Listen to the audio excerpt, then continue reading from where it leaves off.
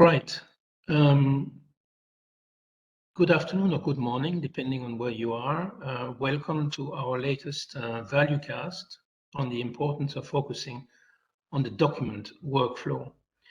As LT Innovate, we have been organizing such ValueCasts over the last couple of years, and always specifically our intention was to focus on business needs and how our technologies and services inscribe themselves into the real world of enterprises. And so today we have a panel of experts that are going to look at the specific aspects of how localization is part of a workflow in a number of companies with which they have been working. Our moderator will be Andrew Rufner, who is currently CEO of Crosslang. We will have 3 other speakers, as you can see from our slide here, but I will leave it to Andrew to introduce them. So Andrew, the floor is yours. Thank you, Philip, and thank you for having us. Very much look forward to this conversation today. So with no further ado, let me briefly introduce our panelists today, starting with Melissa Biggs, who's a partner and co-founder of localization. So we're very, very happy to have you on board here today. Also with us today is Bruno Herman, who is a member of the board of advisors of LT Innovate, and also with IQVIA. And we've got Ivan Hennekart on with us today, who's the managing partner at Loquel. So a great panel with a broad area of expertise, covering also people that have worked internationally. So we'll have seen different parts of the world with different requirements, and I very much look forward to covering the subject with you today. So looking at today's agenda, we'll keep it relatively light. So we'll start with a couple of slides that I will present just to sort of set the stage and give you a bit of a frame of the conversation that we're trying to have today. And then we'll head into the round table quickly and start the conversation as quickly as we can. If you've got any questions throughout the conversation, please be so kind to put them into the chat. And as we go along through the conversation, probably towards the second half of it, what I'll try and do is I'll try to pick up on your questions and we'll put them in front of the panel to answer them. Okay, so what's the problem, if you will, that we're going to be trying to cover today? From a kind of looking at tooling and the way that we look at the processes from a localization perspective, we tend to on a day-to-day basis just take, by nature of what we do, a relatively narrow view in the sense that document in or content in and content out. And that's what we do. That's what we do every day. But that's obviously not the way that our customers see the world. But our tools have evolved that way as well. So, if we look at our platforms, that's essentially what they're built to support, right? But our customers have got a very different view, and what generates value for them may be different than the way that we tend to look at the world at times. So one of the things that we want to talk about today is really what's the customer problem statement and how has that evolved, and how can we, by starting to look at things in a somewhat different way, add more value to our customers, and as such obviously establish a stronger relationship with them as well. So very briefly, if we look at sort of the evolution of value drivers, if you will, in the content industry, and this is obviously very simplified, but just sort of a quick, a very quick view of how things have evolved over time, and a reminder, I guess, to ourselves. Back in the old days, the world was smaller, it was less international, and the kind of content that came with it, typically as a booklet, was just something that was cost to most suppliers of products and services, and you just had to do that in order to sell whatever you were selling. In the 80s, as we started to become a lot more digital, our tools started to evolve as well. We started to see TMs come up and other tools that allowed us to handle these kind of projects in a more effective manner. But at the same time, we became a lot more global in our trade. And so the localization efforts contributed to more revenue because we could start to sell into other markets. And obviously, that quality of that content became more and more important as we started to put that in front of our global customer base. If we fast forward to today, as all of you will know, our content flows are very, very agile. We got content coming from multiple sources, going to multiple destinations, whether it is verse, web, social media, product information, what have you, and all of it, evolves 24/7. So all of a sudden, we're starting to look at much closer integrations with a range of different systems. Workflows become important. Themes such as continuous translation, whatever you may think of that term, become important, but our customers care about quick turnarounds. And obviously, content standardization becomes essential as well to allow us to ingest and process content in a range of different ways quickly and effectively. So things have definitely evolved over the time. And that basically means that even though we are focusing on localization, we do need to start to take more of an end-to-end view.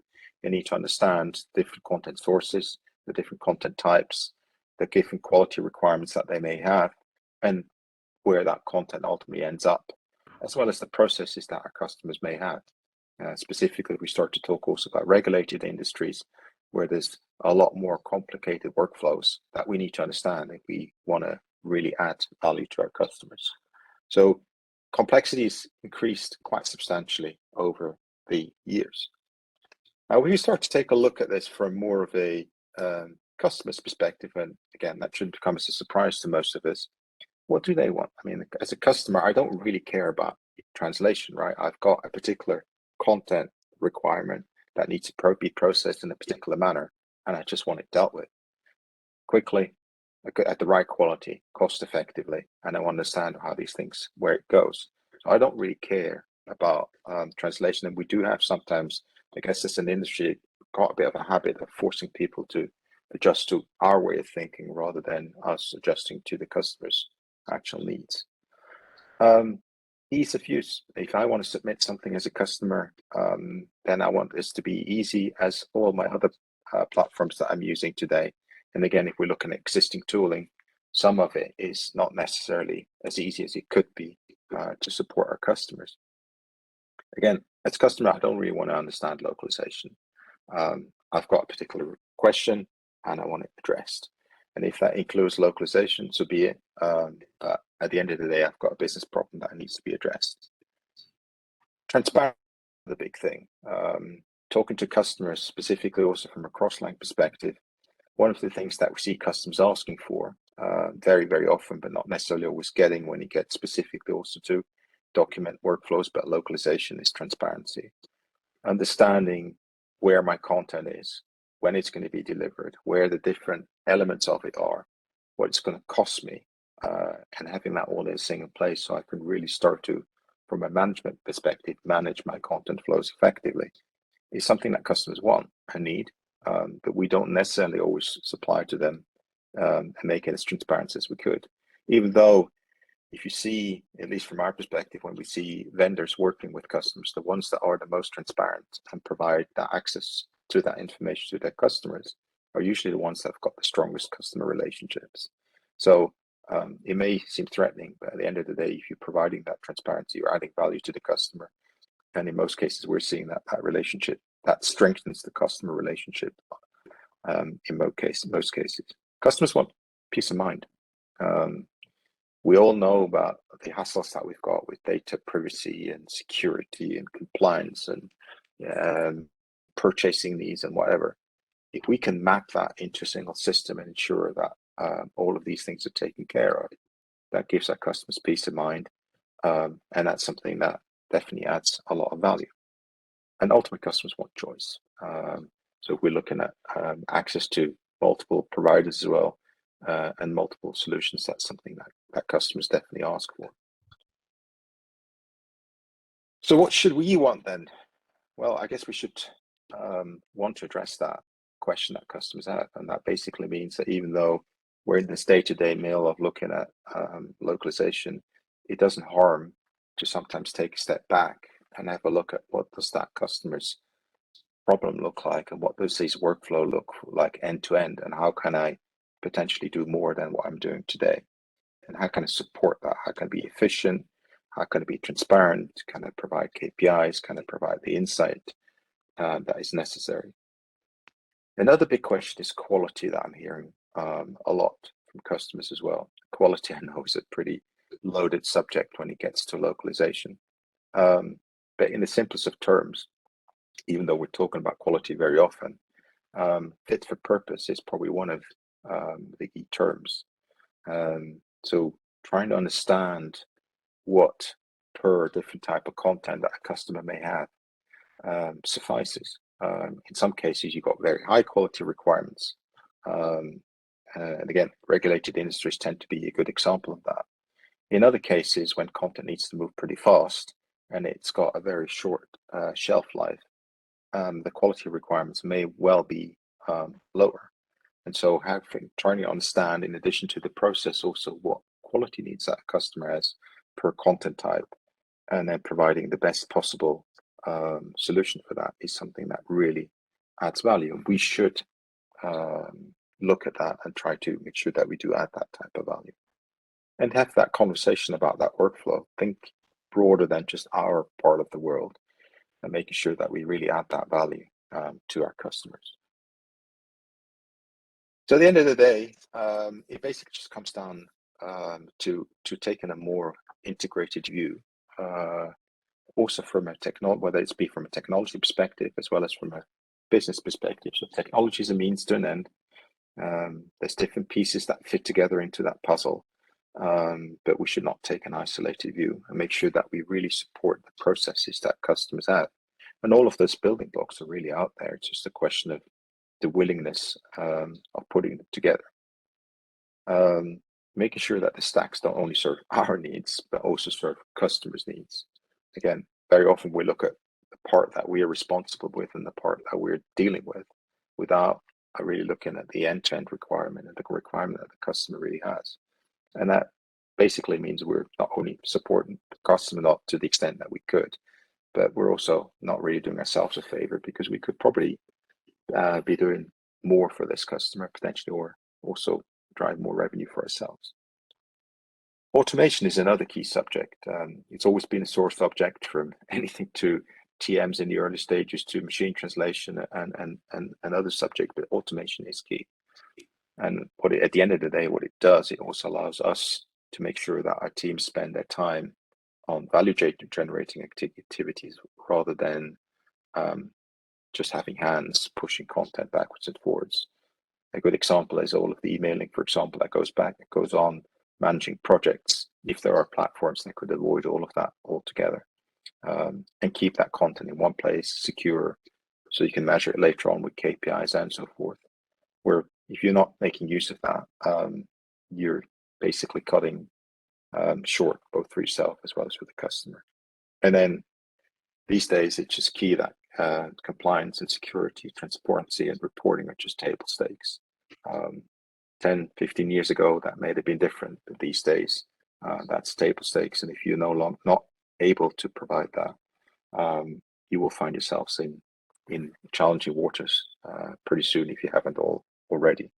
That just means another good example of why it is important to take this end-to-end view and really also start to think about our processes, but also our tooling in that way.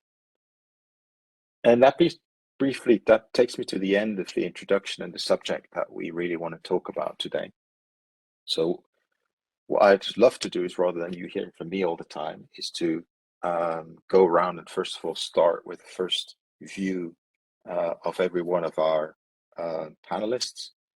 So I'd like to sort of pass it to you one by one to get your first reaction and your first response. And then after that, we'll head into discussion. And I know there's a whole host of different angles that we can take when we head into this discussion.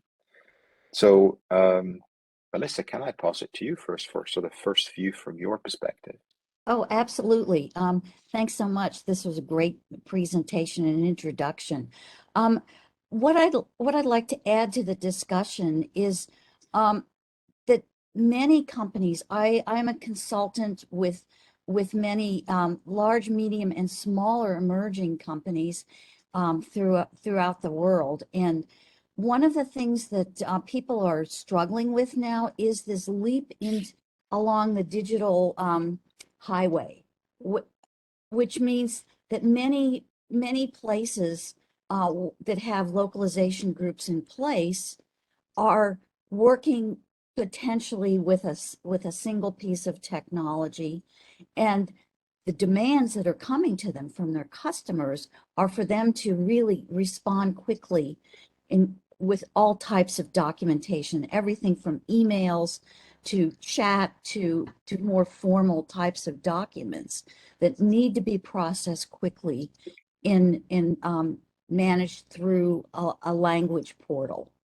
So there are a lot of challenges now where many people, especially in emerging companies, have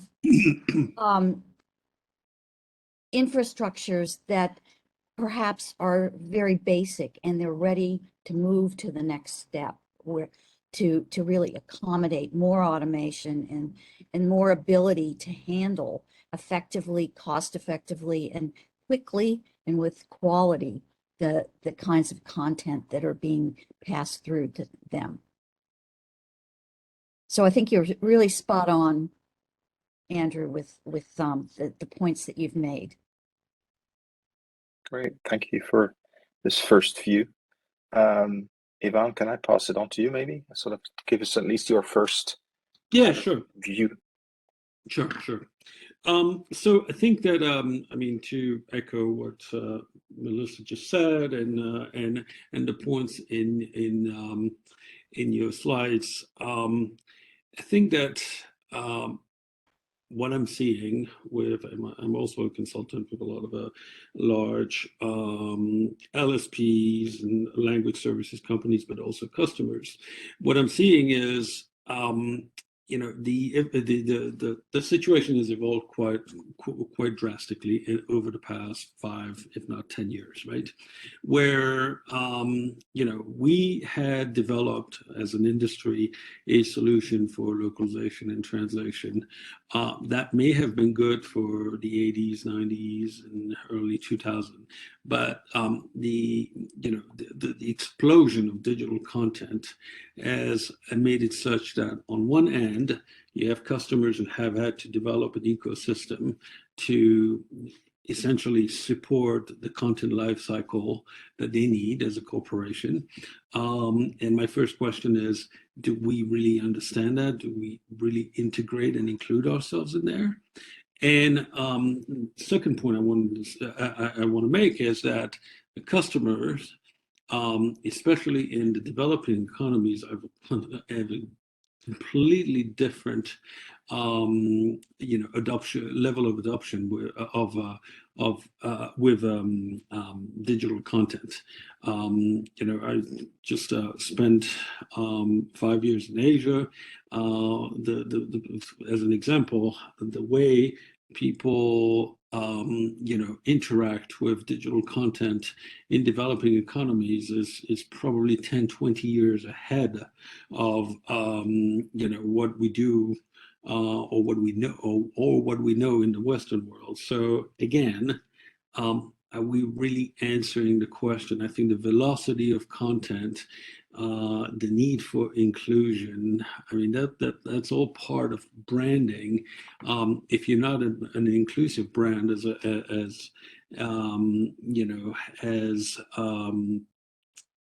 you're not an inclusive brand out there, your name can get tarnished on social media very, very, very quickly, and the news spreads whether it's real news or fake news, spreads really quickly. And so my question is, yes, we had a solution or my statement, yes, we had a solution that covered the needs of traditional content. Have we made the move, or are we giving customers the right solutions to integrate directly into their content ecosystem, or are we trying to fit a square peg in a round hole? That would be my question to the panel. It's an interesting question. I'm sure we're going to get into the meat of it in a second.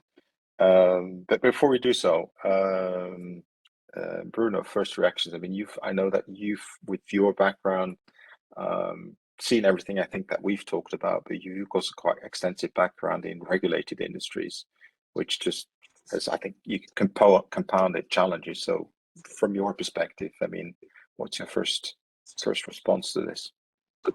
You're right, Andrew. And I would say, just to circle back on what Yvonne was saying, that of course we can talk a lot about digital content, which is absolutely critical today. But in some industries, regulated ones, but also non-regulated ones, the importance of documents is still there.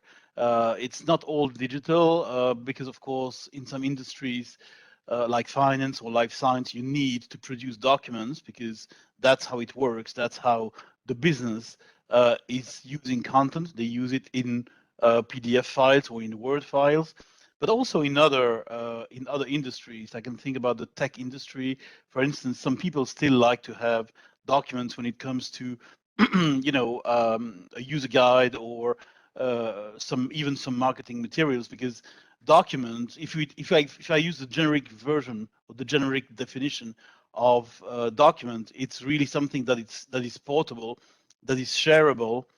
So there are a few benefits still today in the digital age for using some, I would say, more traditional forms of content like documents.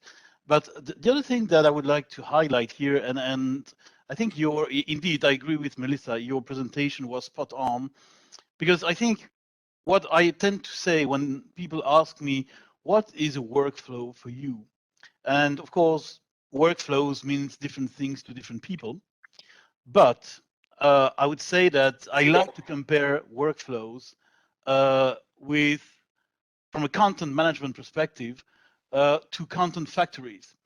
In a factory, you have raw materials coming in and you have a final output coming out. And between those two ends, you have a number of steps which are more or less automated, ideally more automated than non-automated, but you have a number of steps.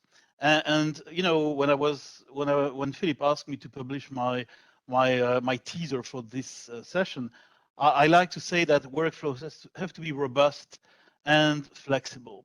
For that very reason, that a workflow has to really be detailed, has to be really not just a supply chain, because I know some people like to compare workflows to supply chains.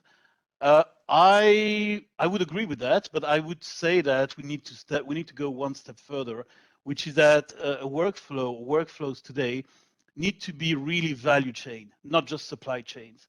And value chains must be aligned with what the customer is asking for. I think Yvonne and yourself, you mentioned transparency, control. All that is very important in a workflow. When it's robust, a workflow is supposed to be doing its job. When it's flexible, it can be used, it can be leveraged for multiple types of content. Otherwise, you can multiply your number of workflows to dozens, if not hundreds, for each and every type of content. I agree that workflows are content driven, but that doesn't mean that there has to be one workflow for each and every type of content. Otherwise, you are going to manage, or you need to have somebody in your team who is a workflow manager, which can be quite, I would say, time consuming and not really cost effective. But on the other hand, I think, what I would add to what you said in your introduction, Andrew, is also that data, for me, workflows today need to be data driven to be, measuring how transparent and how effective workflows are, but also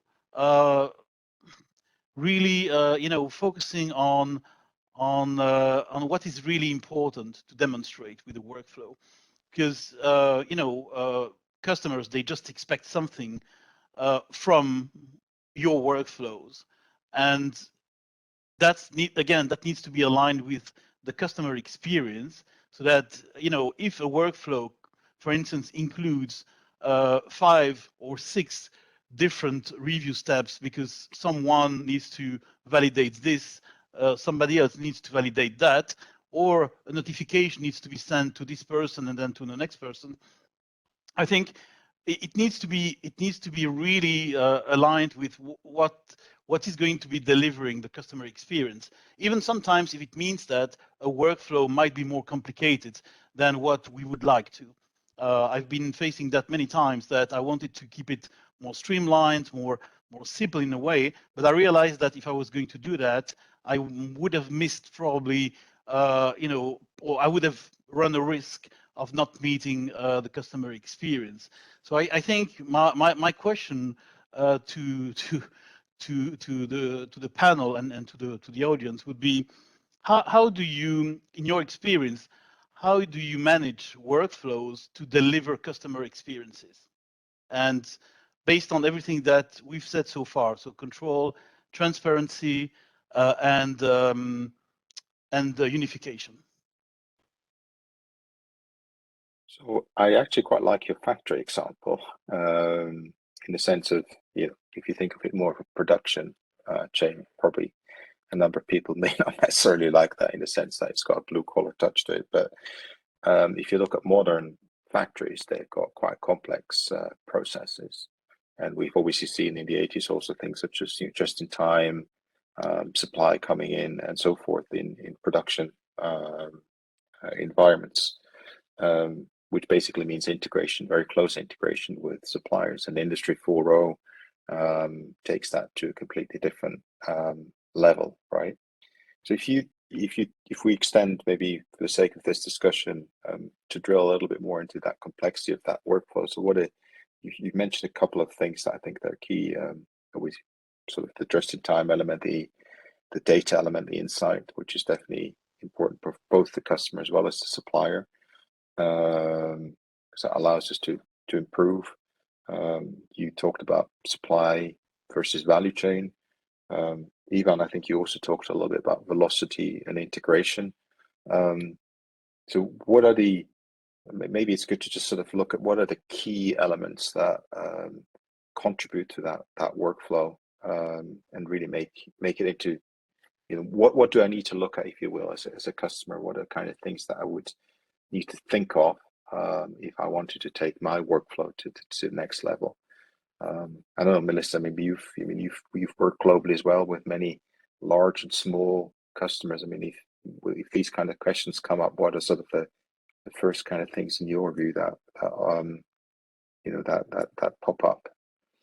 Well, just to put things into a little perspective, I think the answer to that is different depending on the size of the customer.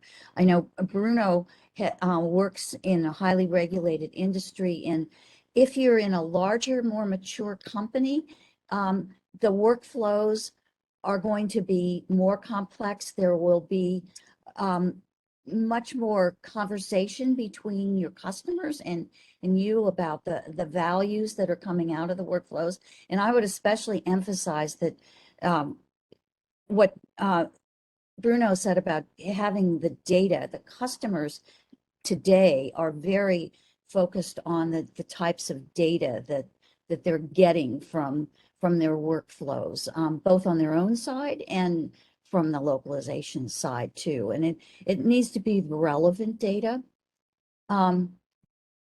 With larger companies, I think you'll see more complex workflows, and I believe Bruno really described that very well. With companies that are just in sort of a mid phase of maturity or maybe starting out, the workflows will probably be quite a bit simpler and not have some of the customer complexity that you will find in a more robust and much more mature environment where where there may be many, many different types of customer requests coming in on an hourly, daily, weekly basis.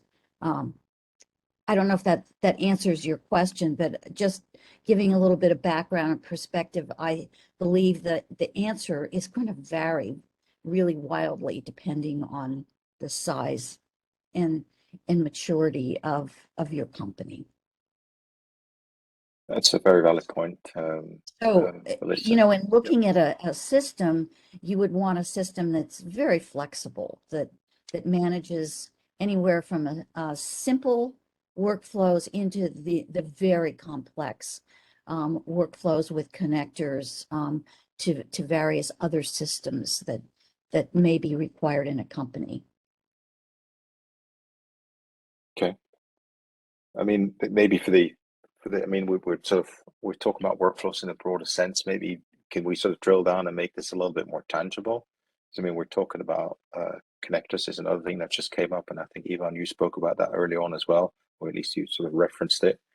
I mean, if I'm relatively new to this, what are sort of if you want, the top 5 things that you would suggest for me to make sure that I cover if I'm looking at a workflow, a content workflow? So again, not just a localization workflow. What are some of the things that in your mind that I should start to look at and think about to make sure that I cover it, and B, I'm really more value focused rather than just content in, content out?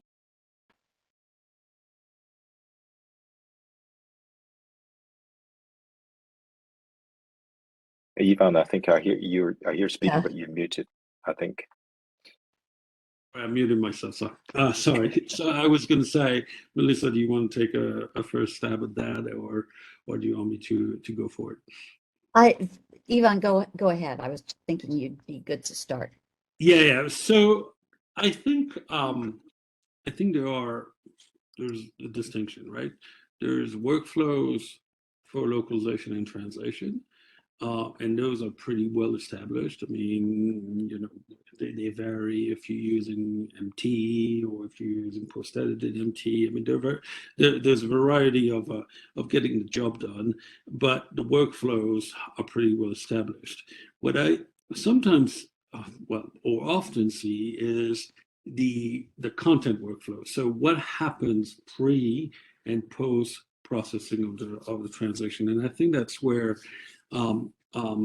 sometimes we get ourselves into into problems. I don't think, and I'm probably gonna draw a lot of response or reactions by saying that, but I don't think it is the place of a TMS system to take on all the workflows, all the content workflow. What I mean by that is, if your content needs to be approved, the English needs to be approved by a board, and if you're in a regulated industry like Bruno, or if your content needs to be, submitted, if the content resides in a database, but then needs to be submitted for translation in a PDF. And, I'm not trying to complicate. I've seen all those happen in the past. I don't think that is the response lies in the TMS. So I think that in order to those pre and post process steps that come in before the localization and the translation are need to be handled in the customer's ecosystem, with a third-party platform. And then when the content is actually ready for localization, that's when there is an integration, whether it's a connector or an integration via a third-party connector or whatever. That content is ready for localization, gets pushed to the TMS, or gets pushed to the localization workflow. The work gets done, and then you know, after you know, post translation or localization process, it returns into the ecosystem to be handled in the way it is. I mean, I'm hearing too often customers say, well, the translation is ready, but then there's something not, you know, the translation was done and is ready to be published, but then there's something in my connector and I'm not able to publish, and now I'm late, I'm not going to make a deadline. We have to, you know, we have to delay you know, we have to delay at worst the launch of a product or whatever. So it is highly possible, and that's, you know, that's what I'm tending to, or to believe, that let localization workflow and localization and transition workflow be what they need to be. You can absolutely, within a TMS environment, continue to make those workflow more efficient. But everything that doesn't relate to the localization itself and to the cycle of the you know, the workflow of localization should probably be handled somewhere else. And you know, and then the question then becomes how effective and how powerful are those connected, whatever you want to call them, connectors, or you know, or third party I don't know, I've heard them called different names. So Okay. So I mean, I hear two things. You basically, I think you correct me if I'm wrong. I mean, I hear you sort of say two different things that would be good to get perspectives from the rest of the team here as well.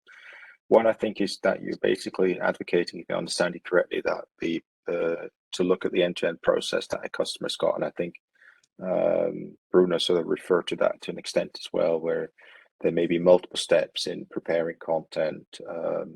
Then one of the steps is the translation, and maybe other formatting, printing, whatever, everything that comes along that line. So really start to look at more of the actual end-to-end business process the customer has, and make sure that we support that end-to-end and make it transparent. And that's then where the translation component essentially just hooks in as one of the steps. I think that's one thing I'm hearing. And the other thing I think that you've mentioned, but as mentioned by both Melissa and Bruno as well, was the question on velocity, which I think, I believe, basically ties into two elements, but I'd be interested in views. One is the type of content. yes. So whether it's social or web or whatever, but tends to have a relatively short shelf life. That's one element that ties into velocity. The other one is complexity, certainly in larger environments where you've got multiple content flows, from product content to legal content to marketing content, whatever. That all flow through the same system, right? Yeah, and I agree that the requirements from, you know, a customer in a regulated industry such as Bruno will be completely different. I mean, there's probably less of a, although from a marketing point of view, that might be disputable, but there's probably less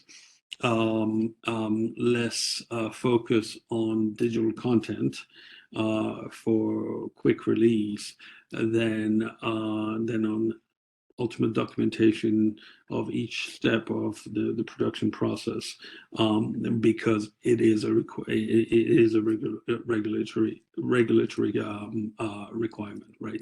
That's completely different. But I mean, everybody's got different needs, different requirements, different expectations, and I feel at the end of the day, we're still, as an industry, localization and translation industry, trying to respond to those evolving needs by a solution that was developed maybe 20 years ago. There is one thing I would like to circle back on, because I think it's a very important point, is velocity, or let's call it speed, just to put that in the framework of a workflow. I think that this is a great point, and this is a great topic for today, because I think still today many localization leaders, or even content operations leaders, are missing a point when it comes to velocity, because I think they focus, for good or bad reasons, on the actual localization phase of the content, of the global content workflow. And they say that, okay, that part of the workflow, that part of the global content management workflow needs to be, of course, optimized so that, millions of words can be produced in just a few days. And that's the focus of velocity. And I think, well, my experience tells me that this is not right. This is not right, because again, that's the benefit of looking at the whole global content management workflow, is that if you want to talk about velocity of localized content, to make sure that indeed large volumes can be localized, can be even recycled through machine translation and or even translation memories, you have to look at what is upstream. Upstream, you have steps, you have phases in the workflow, which are design, development, authoring, and these phases, which are essential phases of the workflow. Then I've seen many companies or many people telling me, oh, for these phases, there is plenty of time. So actually, the balance is not right. The balance is that what is upfront takes a lot of time, and when it comes to localization, it's in a rush jobs all the time. And I think that's, whether it's regulated or non-regulated, I think that's certainly something that both customers and suppliers of language services or language technology should look at, because there is no if there is no balance between the various phases of a workflow, indeed a number of people will always finger at localization, because that's a phase that comes later, and it's supposed to be with machine translation today. It's supposed to be done in just a snapshot. No, we have to be serious, and we have to. I like your point, Ivan, when you say that localization workflows be what they should be, but let's also make sure that the view or the perspective that people have on the localization workflows fits in a broader picture that would actually determine how fast, how effective localization is going to be. And I've seen, well, from my previous life when I was at Nielsen, we were generating sometimes 50% of savings just by optimizing the design and the development of the content, because localization was going to be much faster and much cheaper. And that is key. But of course, people, and I think it's human, some people, they just focus on something which is one phase or two phases, and specifically if these people are content operations leader and not just localization directors, they just look at the whole big picture, and they might say, yeah, localization today, well, it's so easy, it's so simple, no worries about it. So let's spend our time first, as much time as possible, on the phases related to the creation of the content. And well, I've demonstrated that in many presentations, that if you want to be cost effective with workflows, I think my advice would be, look at the big picture. Don't look at your belly button. So, Bruno, good point. Now, let me ask you from your experience, and Melissa, if you've be interested in your view here as well. You're clearly stating an issue, right? But I mean, whether you're the internal localization department in a large corporate or you're an external localization provider, if you sort of left, as you say, holding the bag, how do you address this issue? I mean, how do you talk about that in a way and get start that discussion up so it doesn't just end up in a finger pointing exercise, but in a productive conversation, because that's quite challenging though.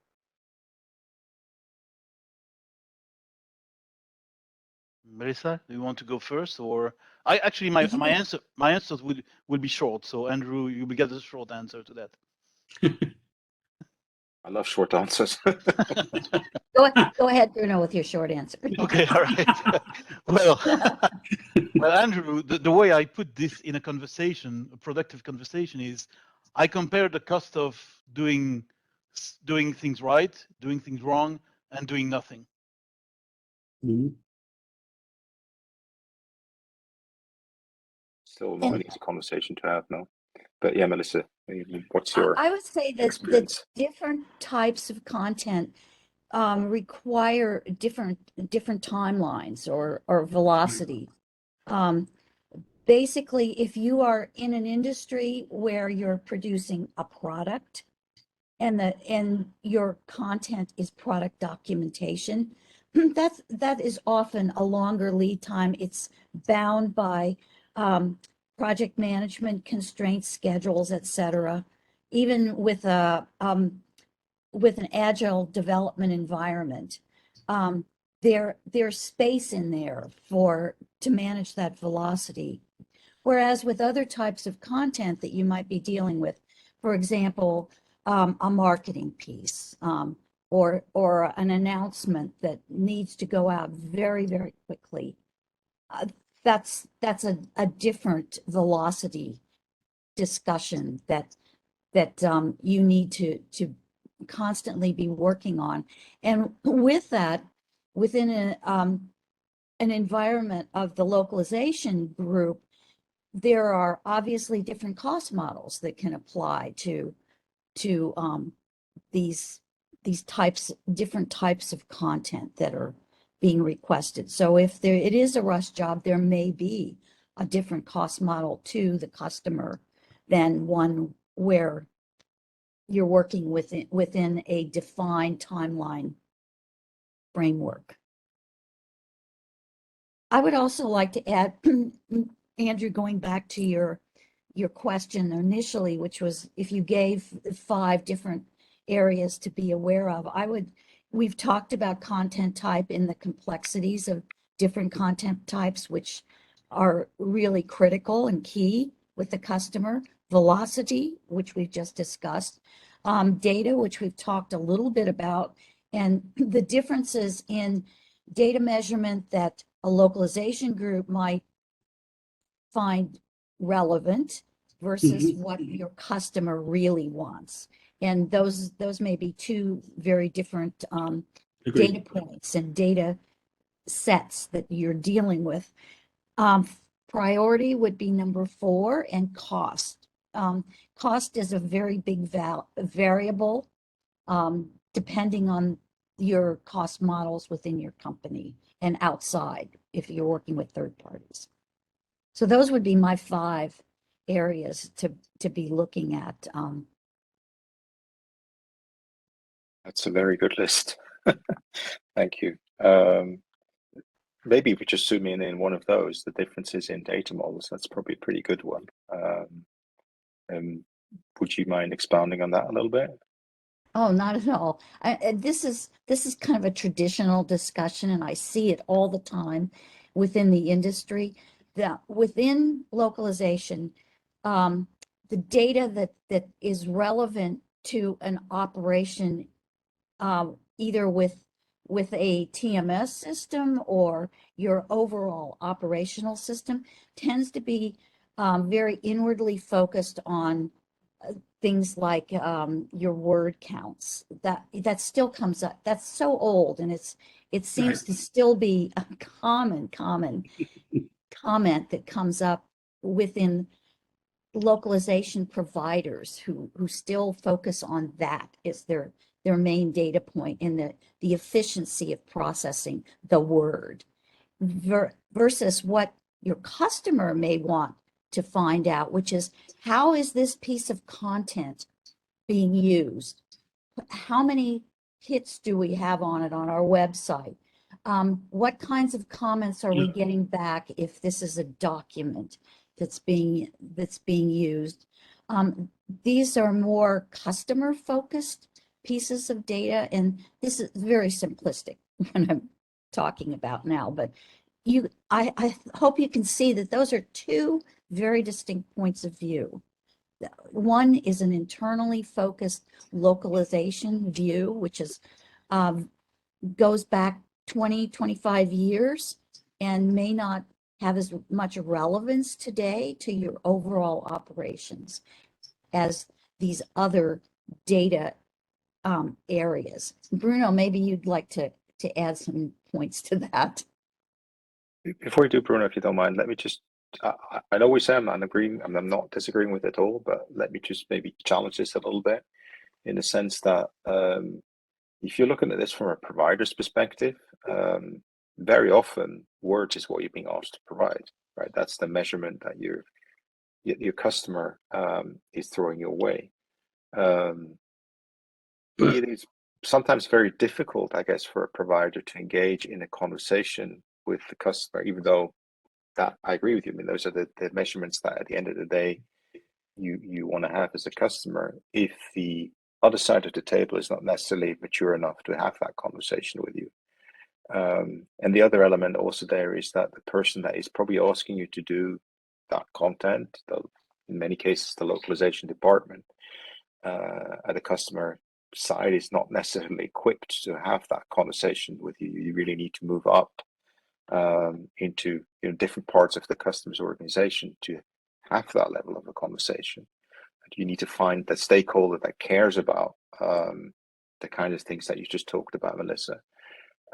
So, how do you deal with that? I mean, Bruno, I mean, I know you're doing this internally, but I mean, you must have a very similar challenge within some of the organizations that you've been as well to find the right person to have more of that conversation, let alone if you're an external supplier, that's even more difficult. No, and that's right. And I agree with you, Andrew, when you say that for suppliers, the currency is still today words.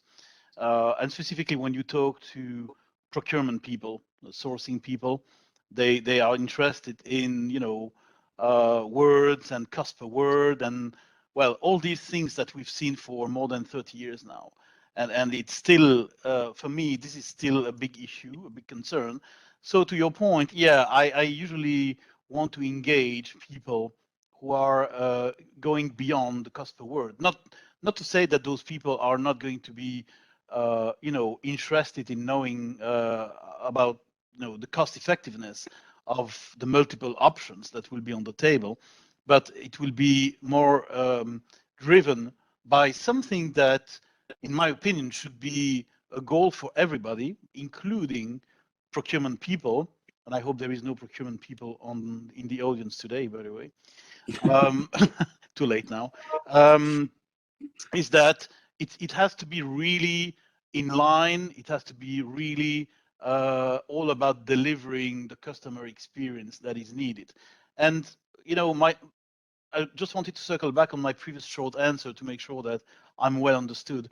When I say that, to actually lead those discussions, to make them productive and to make them a bit more, to try to find a unified perspective, not just from the tech people, not just from the marketing people, not just from the procurement people, but that everybody could understand one thing, is that if you want to do it right, there is a cost of doing something right, because that's what the customer wants.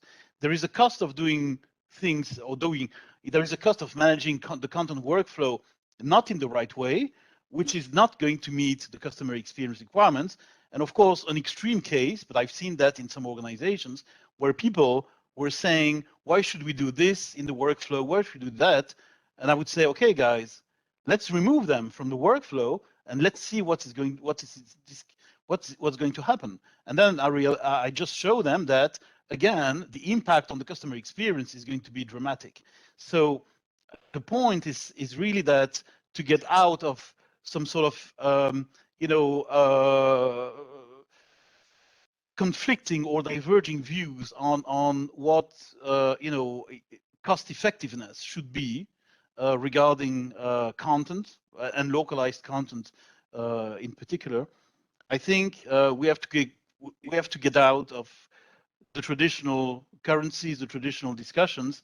And well, in more than 20 years, I've seen only one thing that everybody should agree on in an organization is to deliver customer experiences that are expected. And for me, again, there is a way to do it right, there is a way to do it wrong, and there is a way to not to do it at all. And when I say a way, I mean a cost. It can be related to velocity, because the benefit of this approach is also that you can really focus on one or two factors that you would like to highlight. So, for instance, it can be velocity, so turnaround times. It can be cost effectiveness, meaningfulness, even reusability. That you can actually have a list of factors that are going to be more or less managed well, more or less managed effectively. And then if you connect that to the end goal, and the end goal is the customer experience, what customer is going to get at the end of the chain, then of course, even procurement people, I've been in meetings with very tough procurement people in my life, they are forced, probably they don't like it, but they are forced to accept that, they cannot say, oh, well, customer experience is not important. I mean, the first guy who says that is out of the room immediately. So I think this is a bit vicious. I agree, but it's a way to actually align people on something that matters for every business, whether it's a supplier, whether it's a customer. And I think that's the lesson that I've taken away from all these different discussions. And also the workflow is part of the discussion, because for me, cost effectiveness, or effectiveness in general, not just cost, can be time effectiveness too, is really best measured and explained by using the workflow, by showing what the workflow is going to be.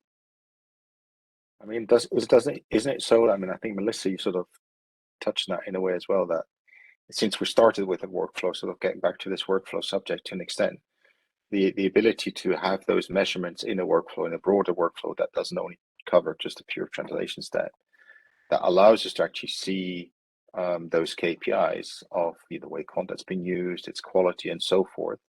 That's what allows us to ultimately manage it. So I think, Ivan, you sort of talked about this in a way as well, that the TMS, there's nothing wrong with it in the sense when it deals with the actual translation workflow. But if you don't take that to a higher level, you're never going to get the data that you need, or the KPIs that will allow you to steer for value, rather than just for poor throughput. And I'd like to tie something together that Bruno just said. He talked about prioritizing, what say those 5 categories and what you're going to do in your workflow. Prioritize what's important to you. I call it tiering, in a sense. Mm-hmm. Yep.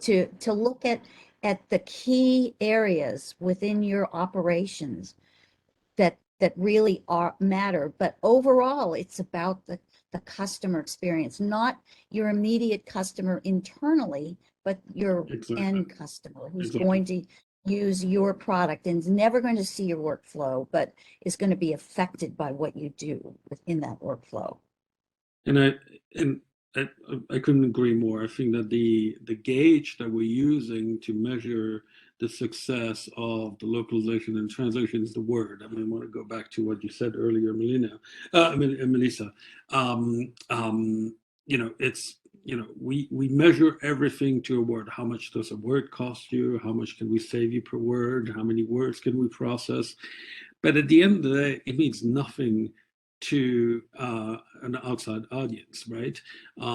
Customer satisfaction, customer experience, inclusion, that's where it's measured, right?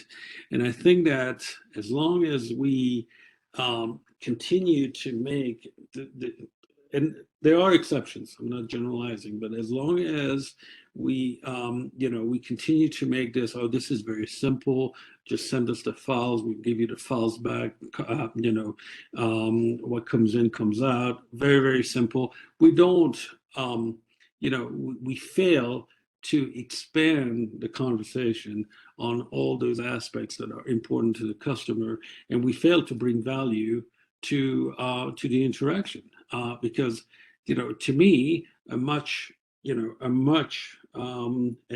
some have tried and some have failed, but and I think it needs to be kind of a ground swell movement from within the industry, is instead of talking about words, let's talk about ROI. Let's talk about how it defines your brand, and what the customer can get out of it, and then maybe we can manage to elevate the conversation to higher levels of a corporation, have more of an impact than what Bruno said. Hey, localization is at the end of the cycle. If we have to take 2 more weeks upstream, that's okay. We'll just give localization and translation 2 weeks less. I think that we failed to make that point. Okay, thank you, Ivan. Philip, I'm looking at you here quickly. I can't seem to see whether there's any questions in the chat, because I can't seem to see that. Can you help me understand whether there's any questions there? No, for the moment there are no questions in the chat. However, I would now encourage all participants to take part in a discussion, and this is possible either by doing so directly, so appearing on the screen if you wish, or even without appearing, or dropping questions, or also sharing experiences in the chat function. So I'm now requesting everybody to unmute themselves if they wish to do so, and to join in.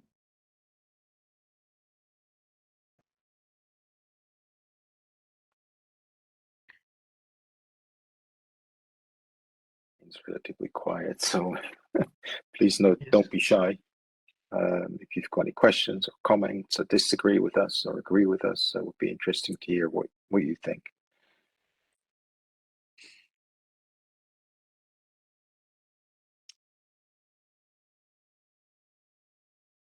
Okay, well, we'll just wait and see. So if you've got something along the way, please don't be shy, just join in.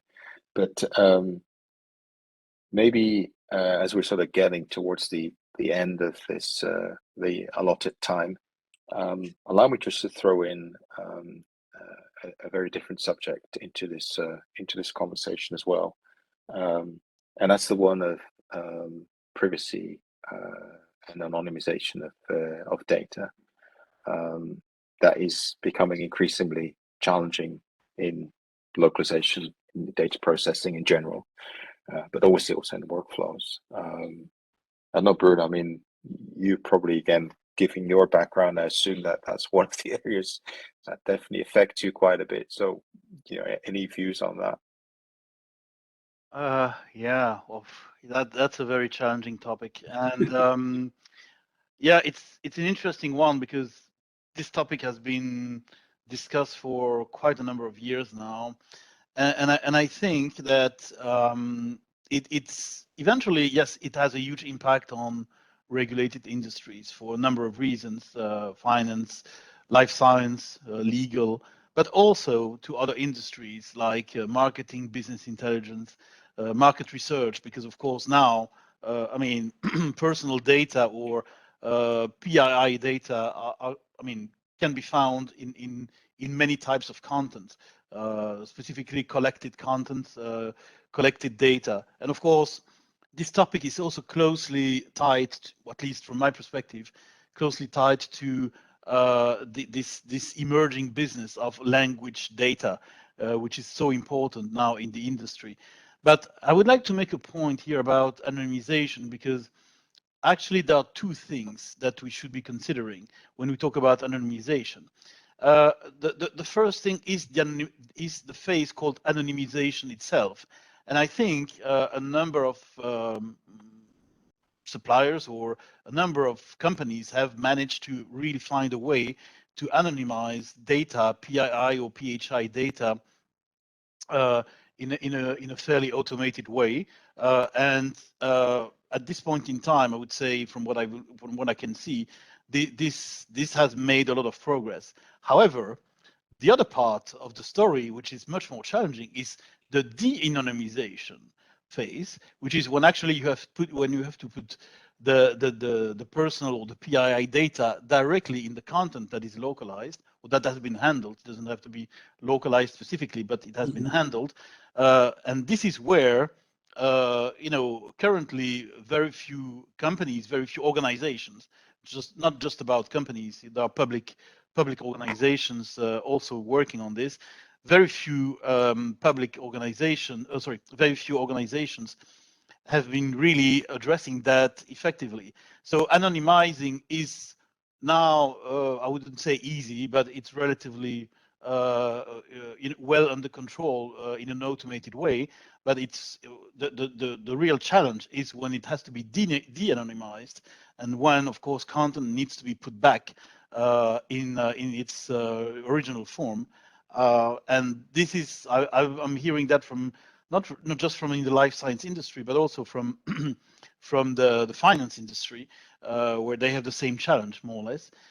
And there are many organizations working on a way to automate it, because I know some companies pretend that they do it, and they do it, I agree, but it's not automated. It's heavily manual. So they have thousands of people in India or in one of or in some Asian countries that are doing it manually. But this is not new. This is something that has been going on for a while. So the challenge is not anonymization only, it's de-anonymization. And the other challenge is automation, because you can always anonymize and de-anonymize data manually if you have the luxury of having thousands of pair of hands who do that. And in my previous company, this is what was happening, because there was a huge center with 8,000 people in India, in Mumbai,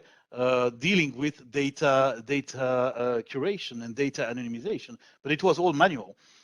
So I think the challenge now is more on the automation side. So definitely one of the hottest topic for me in the coming, well, not just for me, but for the industry, I would say, in the coming years, considering that the amount of PII or PHI data is going to grow, just like the rest of the content. So this is not going to go away. It's not just something which is now very challenging, and in a few years nobody will care about it. No, I think it's really here to stay, and it's going to be quite significant in terms of impact, not just regarding regulations, but also in terms of privacy, in terms of, again, customer experience. There is nothing worse for customers to hear that a company has been leaking data, personal data. That gives a very poor image of any company, whether it's a bank, whether it's a social media. There is nothing worse than that. So I think it's a topic for any industry, but of course even more for regulated ones. Thank you. Very complete answer. Andrew, there is now a contribution in the chat if you want to take it up. Yeah, I'm afraid I can't see it, so maybe if you could just help me. Bottom right, there is the button with a little bubble. If you click on that, you should see the chat window opening.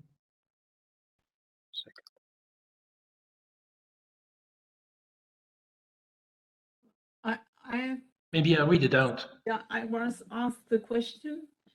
Okay. Because I found it very interesting to hear how crucial it is to think in terms of end customer and not of direct customer, to integrate all processes for the best results, the discussion about the data point, what the customer expects, to have, instead of words,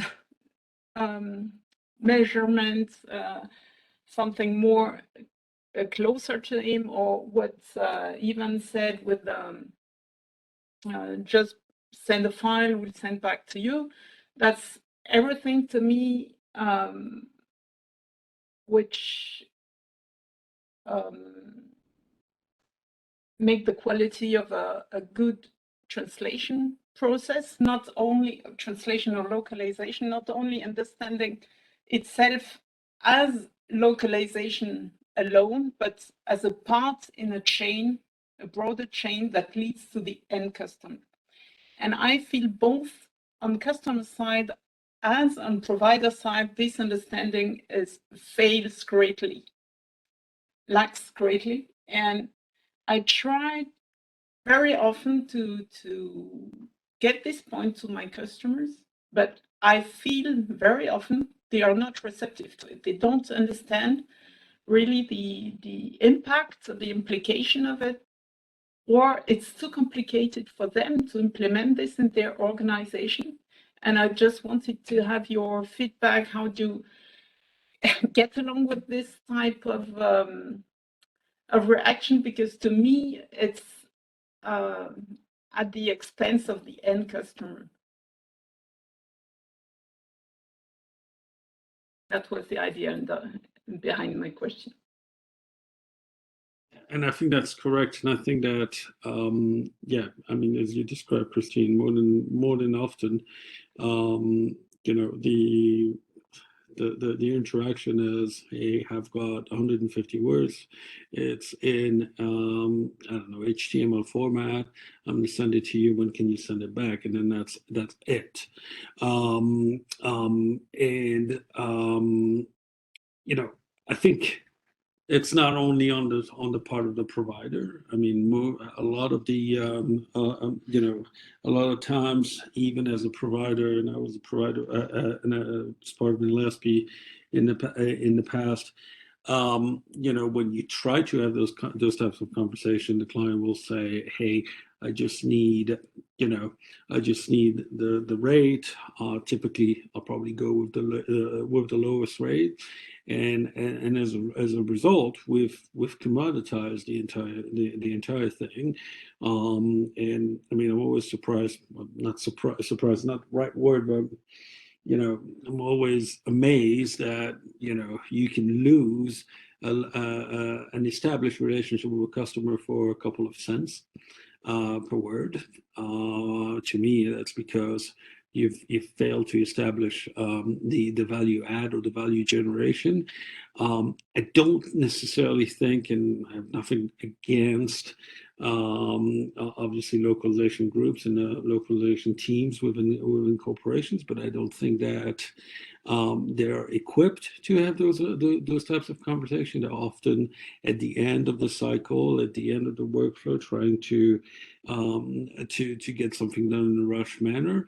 I think that you know, it's, you know, the understanding needs to be, and it was a little bit in my brief introduction that I passed on to Philippe, is localization translation is an actual cog in the wheel of the whole content life cycle. It's not an afterthought. It's not a 11th hour decision.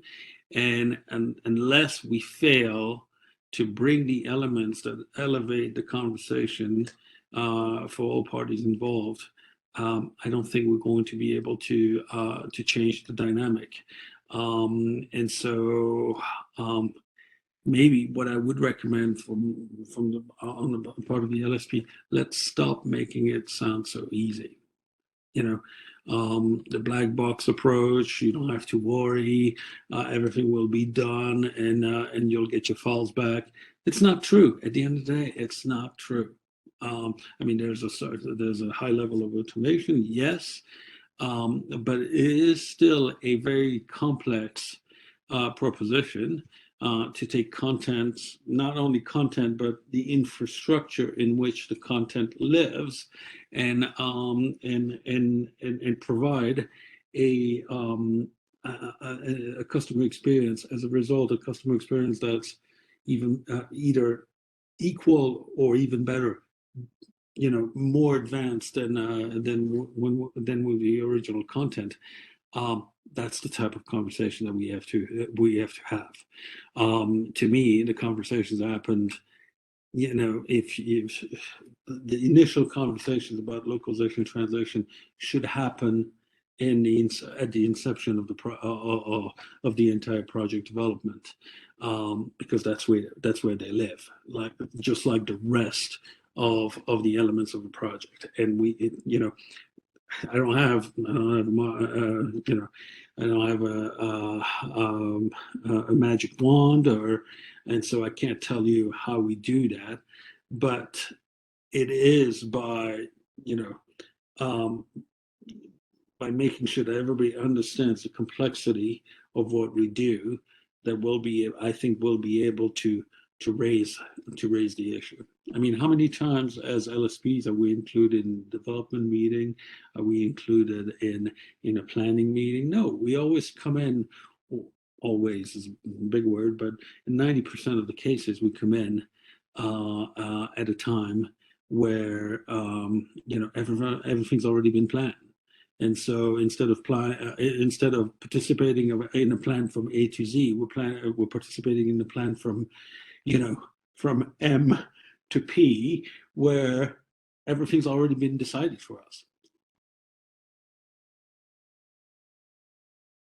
Thank you, Ivan, and thank you, Christine, for the question. It's a very good question. I think it's, as Ivan has said, it's one I think that all of us still sometimes struggling with, is to get, how do we get at a table with the right people to have this conversation. I think definitely agree that that's something to do up front, and sometimes also to reach beyond the localization team. We're starting to get to the end of the allotted time, and Melissa has unfortunately already had to leave because she had a prior appointment. So I would like to definitely thank her very much for her time. But what I'd love to do maybe is, before we close off, is if there's any urgent questions that you still need to ask, then please let us know. And otherwise, what I would like to just pass on maybe quickly to Bruno and to Ivan for any closing remarks, and then let's make sure that we close out on time. I don't know, Bruno, do you want to go first? Sure. Well, I think based on this conversation, I think that we all want, well, not just workflows, but localization as a whole to be valuable, to create value. And for that, there are a number of challenges, technical challenges, operational challenges, and of course business challenges. And I think the point that Ivan just made regarding having a seat at the table and making sure that people who are managing those operations, localization operations, which are, I fully agree, which are not simple and easy, is a challenge because of indeed the probably, I would say, the traditional way of thinking, which is that there is a supply chain from one to how many phases, and then there are phases that are historically powerful, because that's something that everybody knows about how complex and how challenging it is to create content, to design it, to develop it. But then when it comes to make it multilingual, it's as if indeed somebody was having a magic wand and say, now, that's a no-brainer. We'll make it multilingual. We'll make it multicultural in just a snapshot. And I think that that's the value that is missing. And we all want to position workflows, whether it's localization workflows or content management workflows, in a way that is really creating value. And it's not easy, because on the other side of the table, or next to us on the table, when I say us, I mean people in this industry, and I would say even in the content industry as a whole, it's the other people have their priorities. They have their own, I would say, their own goals and objectives. And I think as I said before, if we can find one common ground, which in my experience is customer experience, but we can talk about cost effectiveness, which is another huge topic, or what makes content really effective today when it's multilingual. Because well, this industry has been talking for, I don't know how many years now, about quality of content. Quality means 10 different things to 10 different people. And there is no right and wrong. It's just that there are different needs, there are different expectations, and quality will mean, or effectiveness, I prefer effectiveness and quality. Effectiveness will mean something for one person or for one organization. It will mean something very different, or at least quite different to another organization. And it's difficult then to indeed identify what is really driving the effectiveness, or in this case, the creation of the value of the workflows. So I think that's why I said in the beginning, for me, I would always recommend when workflows are created, not to do that in a small room between 5 or 6 people from the organization, because otherwise it becomes company or organization centric, but to do it based on what needs to be achieved with that workflow, not just counting the phases and who is going to do what and what this phase is going to be defined, etc. All that needs to be done. But first, let's look at the broader picture and what is going to drive the workflows that need to be put in place, and what is really eventually what matters for the people who are going to get the content, whether it's a piece of content, whether it's a document, or whether it's an application that has been localized. And I think that's what's missing still today. I see many discussions around the workflows and what should be in a content factory, what should be in an ecosystem, and these discussions can take ages. And on the other hand, there is little consideration for, oh, by the way, why are we doing that? Oh, customers. Yeah, that's right. We forgot. There we go. Thank you, Bruno. Ivan, anything to add from your side? Yeah, no, I I really like using, so to echo what Melissa and Bruno were saying, I really like using the customer experience or the inclusiveness that it generates in engagement with a brand, because those are those are big topics at the moment, especially with digital content. So I really like using that concept as a common priority with all the stakeholders at the table, because I mean, leverage of TM, and I'm not saying this is not important, but leverage of TM, or average cost of a word after translation is not a common priority. I can tell you that. So maybe look at that. Set new priorities. Anyway, we are in a constant evolution of how content is created, distributed, measured, the effectiveness of the communication. So why not take this opportunity to reset priorities and to find a way to accurately define the ROI of localization. I mean, let's not forget that for most companies, they've tapped off their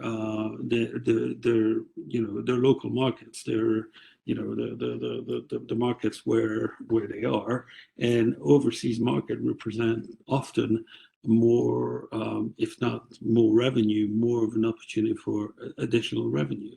So I think that making people understand that, hey, the effort that went into building a brand that resonated within your confines, your geographical confines, it's part of that is going to need to go into every territories or every geography that you're targeting to demonstrate the value of your brand against local competitors. And I think that's really important. So I mean, maybe what we can remember from this discussion is customer experience, the inclusiveness of a brand. These are definitely something that especially customers in developing economies want to be taken for serious, and want to sit at the table when it comes to what they feel about a particular product and how they feel it impacts their world. So maybe that's the KPI.